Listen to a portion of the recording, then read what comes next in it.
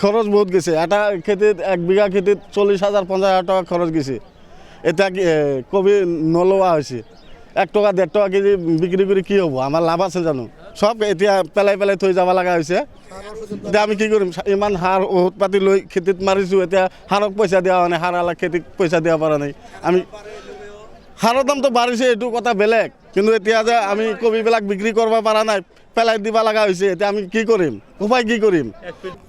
আমি কওঁ মানে আজি ধৰক ফুলকবিৰ বজাৰটো অলপ বেয়া হৈছে, কাৰণ মালটো আমদানি অলপ বেছি হৈ গৈছে, আৰু বিশেষকৈ বেছি কম হ'লেও মানে আমাৰ বেপাৰীৰ যিটো কম ৰেটত কিনিলেও আমি বাহিৰত কম ৰেটত দিব নোৱাৰোঁ, কাৰণ আমি ইয়াত ধৰক 2 টকা 3 টকাত যদি মালটো লওঁ, সেই মালটো আপোনাৰ ইয়াতে কাটিং চাটিং কৰি 5 টকা 6 টকা ইয়াতে পৰি যায়।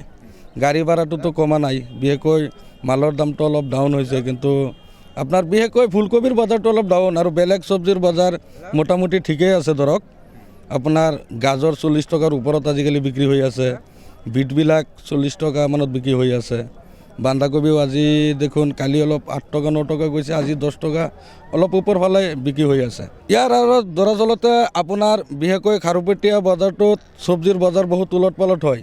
বিশেষকৈ ধৰক আজি 4 টকা 3 টকা ফুল বিক্ৰী হৈ আছে, কালি অলপ মাল শ্বৰ্ট হৈ যাব, কালি আকৌ 10-12 টকাটো কিনিব লাগিব পাৰে, গেৰাণ্টি নাই।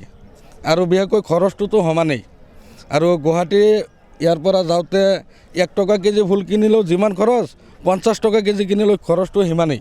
খৰচটো ধৰক না আপোনাৰ ইয়াতে 4 টকা কিনিলে ইয়াতে 5-7 কাটি 2 টকা 3 টকা ইয়াতে খৰচ হয়। গাড়ী ভাড়া আছে আপোনাৰ, আজিকালি 2 টনৰ ওপৰত মাল ল'ব নোৱাৰে, MBI ফাইন কাটে। গাড়ী ভাড়াটোতো 4 টনৰ গাড়ীত 2 টন মাল ল'ব লাগে, বিশেষকৈ সেইকাৰণে গাড়ী ভাড়া অলপ বেছি যায়। তাতে মাচুল আছে, ইয়াতে খৰচা আছে, বহুত খৰচা। 2 টকাৰ বস্তু মোটামুটি মিনিমাম ইয়াৰ পৰা যাওঁতে যাওঁতে 10 টকাৰ ওপৰত পৰি যাব। আৰু বিশেষকৈ আপোনাৰ চব্জিটোতো এনে খোলা বিক্ৰী কৰিলে 1 কুইণ্টল মানৰ পৰা 60 কেজি বিক্ৰী কৰিলে 40 কেজি ৰিজেক্ট হৈ যায়, মানে ৰিজেক্ট হৈ যায়, বেয়া হৈ যায়। সেইটো হিচাপত ইয়াৰ পৰা যদি আপোনাৰ 3 টকা 4 টকাত কিনে 20 টকা তাতে খোলা বিক্ৰী কৰিব লাগিব। মধ্যভোগী বিশেষকৈ মধ্যভোগী নাই, মানে এই খৰচটোৱে বেছি, খৰচটো বেছি কাৰণে মানে বেপাৰীবিলাকে বেছি ৰেটত বিক্ৰী কৰিব লাগে। গুৱাহাটীত বেশি না বেশি আমরা তো না জানা, আমি বালুগাঁও বাজার বিক্রি করি, কৃষক আমি বালুগাঁও বাজার আনি বিক্রি করি পিলপিলি ভাড়া দেওয়া হয়, পিলপিলি ভাড়া হাতের পরা ভরি দেওয়া লাগে, ওষুধ মূল্য পাওয়া নাই, ওষুধ মূল্য পাওয়া নেই, তো পিলপিলি ভাড়া হাতের পরা দেবার হয়, হাতের পর কুত পরা দিম হার তো আছে। এইটো এখনকার মানে পিলপিলি ভাড়ায় 1 টাকা হইল কেজি, 1 টাকা কেজি ল গৃহস্থ কি থাকিব? আমরা তো নাই, মাল আনি চা খাওয়ার ভাড়াটা নেওয়া লাগে ইয়ার পৰা, পিলপিলি আলা ভাড়া লওয়া হয়, চা খাওয়ার টাকা লওয়া হয়। খেতি খেতি করেছি 3 বিঘা, মানে ফুলকবি 3 বিঘা, 1 বিঘা বন্ধাকবি আছে।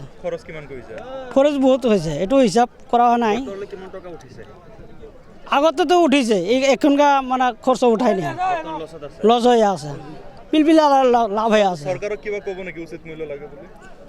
কিবা কব তো লাগবই, উচিত মূল্য লাগে।